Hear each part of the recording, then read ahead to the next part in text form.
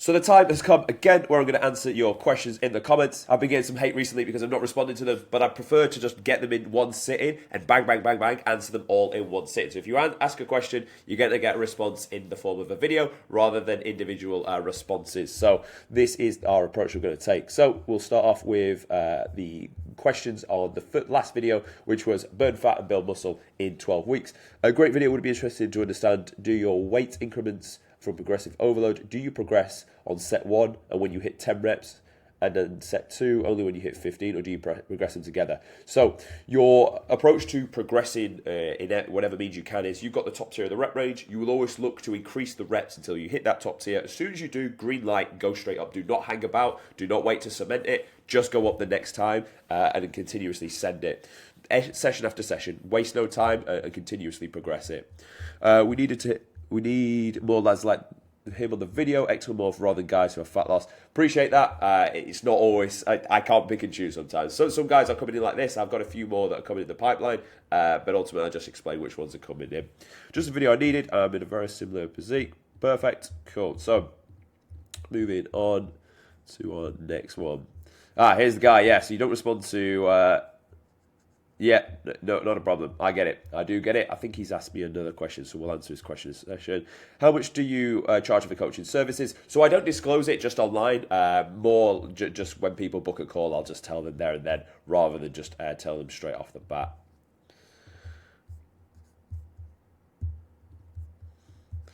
So I work night shifts, can only get 4 to 5 hours sleep a day. Is this still good for gains? I'll be honest, not as good as it could be for 7-8 hours. Like, you're going to grow when you sleep, growth hormones produce when you sleep. So I'll be honest, like, is there a way you could get another 90 minutes in during the day? Because that would really, really serve you. Here we go. Hey, Tom, amazing content, mate. Feel like I'm getting close to 15% body fat and noticing some loose skin. I've dropped from 135 kg textbook, very good, down to 92, 3-day full body splits per week. Would you recommend starting a lean bulk now, or should I continue cutting to the 10 to 15%, even if I might need more loose skin before beginning the bulk? Also, would building thicker abs during the lean bulk help tighten the skin? Honestly, I've not worked so much with guys that have loose skin that have come down from massive, massive amounts. I'm not that qualified in it. My approach would still say the same though. Pull yourself down to 10% body fat and then go into a gaining phase. Train your abs absolutely like any other muscle. Progressively overload them, hit them with hypertrophy, and that would be my response to you, mate. I wouldn't cut it short. If you are getting closer to 15%, I'd keep pushing, to be honest, until you hit the 20, unless you're so burnt out with dieting because you've pulled off like an insane amount. Like, that's 43 kilos you pulled off. If you've been doing that and you've not had a break, I would have a break. I'd have a 6 weeks, sit at maintenance, train like a savage, and allow your body to stop dieting and just refresh itself from that. Here we go. Hi, Tom. Really like your approach in bringing your videos. There is no easy way to do this, and it's never about getting to the end point. How you do one thing is how you do everything. Nice. Appreciate that. And this comment here as well.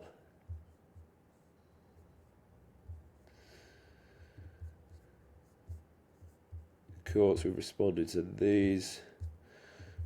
Yeah. What about post-cycle therapy after cycle from creatine? So from the research I've read and from what people have said to me, you don't need to come off creatine. You can take it for the full amount of time. This guy says, hard to imagine you wouldn't take creatine since you are... Yeah, and again, this is a video I made in taking creatine versus not doing... Should you take it on a cut? And I believe you absolutely should. Good. Here we go. Are most of your gains made in the first 2 years of training? I'm about a year and a half in roughly 17% body fat. I'm maintaining 2,600 calories because I don't want to leave any gains on the table while I'm still relatively new to stimulus, then plan to do a proper cut at the 2-year mark. Is this a good plan? If you're 17% body fat, realistically, so this is what I would say, and this is what I've done with clients in the past. If you're fairly new to training, but you're 17% body fat, you will be able to execute the recomp, like the one at the very last video I just made. Reason being is you can sit just below maintenance. That's still going to give you a solid amount of feeding in, and you're new to stimulus, so you're going to grow off the back of it, but you're also going to be in a slight deficit to pull off the body fat. So you're going to get the best of both, and then when you are 10%, you're also still going to be very lean and responsive to the way your body's going to utilize nutrients versus if you were 17%. So I would actually tell you to do the recomp and then go into the gaining phase, even if you're new. And in fact, especially if you're new.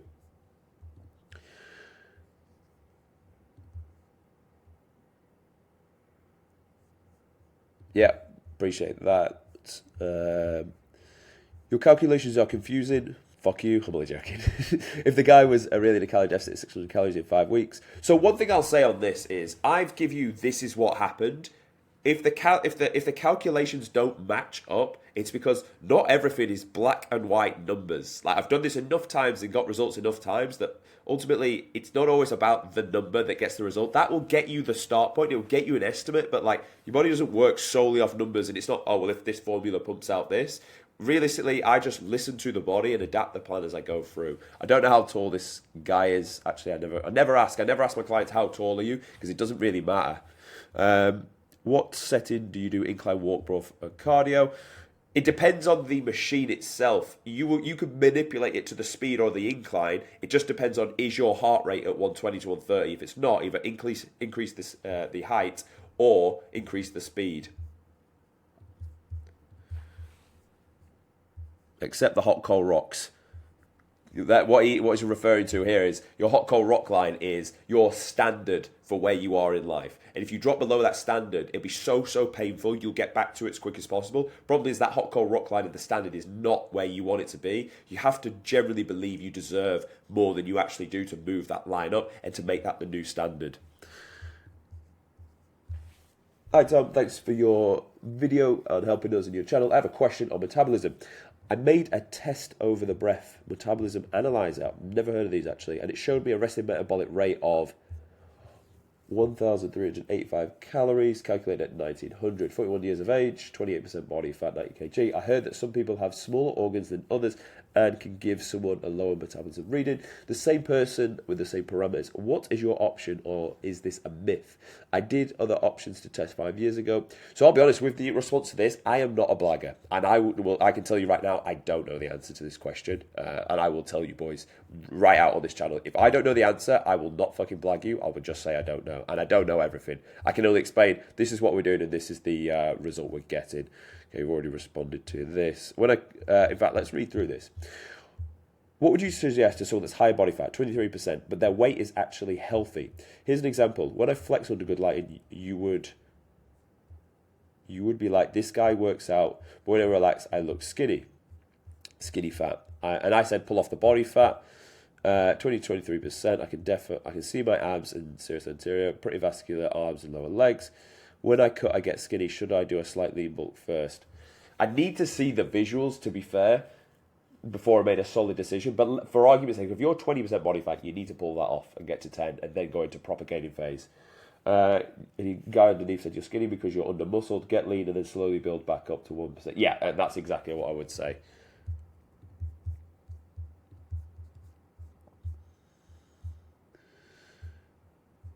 Obviously, some people give me hate. It is 8 kg because that's what we pulled off. But one thing I will say is, in this video, so we dropped 8 kg in 28 days. This is an absolute anomaly. That guy was already like 15% body fat, a good amount of muscle. We went aggressive with it and it just peeled away. So it is an absolute anomaly that these things happen, but I thought I would show the one-off chance it does. Can't believe this is 8 kg to get the abs more visible from pick 1. We're all doomed, close pick. But just remember, the first few kilos are water weight. Reduction of muscle glycogen, reduction of inflammation. So don't be too concerned that it was 8 kg. Realistically, it was more like 5 or 6 of pure body fat and at least 2 of spare change. Love to see the transformation of the nuances. Appreciate the comments. I did it last month, 1 pound jump rope, September 26th.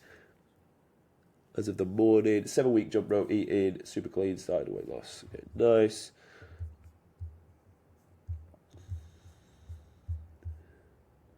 What is this test dosage? None of our boys use test. You don't need to, it just looks like that because when you get so lean with a good amount of muscle, yeah, you just look incredible. Like, it's the fact they are so lean, that's why they essentially look bigger when they just got lean, boys. When you don't have any body fat on, you've trained, you look incredible. Here we go. So this is a video we done where we went 30% down to 12%, and this was an older one. So this should give you hope if you are, an older geezer. So great content, mate. As always, I'm curious, once these guys hit 12% body fat, what's your advice or plan for helping them maintain or keep to prevent a rebound? I'm curious to see a video in the future. So to answer that question, we will diet you down to the point when you hit that 10, 12, 8% body fat, whatever the goal you set was. Now, at that point, you're like a newborn child, and we need to slowly increase your feeding, specifically 200 calories per week. I initially go for carbohydrates, unless your fats were taken really low, then obviously it'd be a mixture of carbohydrates 1 week, then the next, then fats, and then keep layering it up like that because carbs will drive performance in the gym. Now, simultaneously, over that reverse phase, probably going to last around 6 to 7 weeks to get you from depth calories to maintenance calories. And you're probably going to put on anywhere from 2 to 3 kg per week, if done correct. And then at that point, you're going to hold that for 2 weeks before pivoting into whatever your next goal ambition is. Been watching all of your videos for a few months. Appreciate that. Is there quick question. Okay, so let's have a look here. I've cut down from 110 to 74 at my lowest. Very good. Very, very good effort. Went from 30+% to around 13% at my lowest, but could have got to 10 if I kept dieting. But after 2 years of on and off deficits, diet fatigue truly set in, and I decided to bulk the last 6 months. I'm around 80 kg, so up from 74, and I have been as high as 85. Good work. My trouble is, after cutting so much, I'm not really into cutting for long times anymore. I've had a lot of success in cutting down with 1,600 calories and daily cardio for 2 weeks at a time, going for a maintenance for 7 days, and then back to the cut for 14 days. How do you feel this approach, if the best for training for me at the moment, is working great? I'm currently a lot leaner, or maybe a touch either way, to 80 kg than I was at 74. So I've gained around 4 to 6 kg in muscle in the last 6 months. I'm currently very happy with my mini bulk and cut into the approach. Was just wondering on your opinion for this. So your question in that is essentially, should you be doing 2 weeks on, 1 week off? And I would say no. I'm more of a all in, get the body fat off, because you want momentum to work with you. If you're constantly stop, start, like you're playing with your mind, you're playing with your body, and I don't believe it's in the most efficient way. I think get in, get it done, get the body fat off, and then push on from there.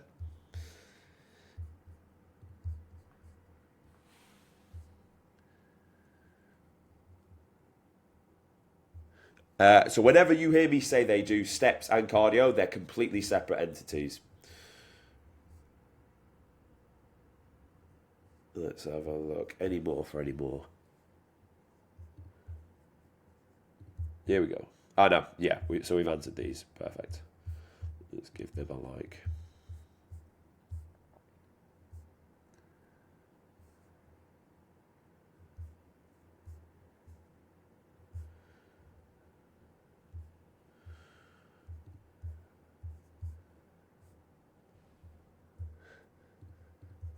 And again, I reply to comments with a video. So keep your questions coming to the videos. I believe we're up to date now. So keep them coming. You'll have responses like this in the video channel. Hopefully, if you had your question answered or you had one similar to the guys that have answered them, you found value in it. Thank you for watching, and I will see you tomorrow.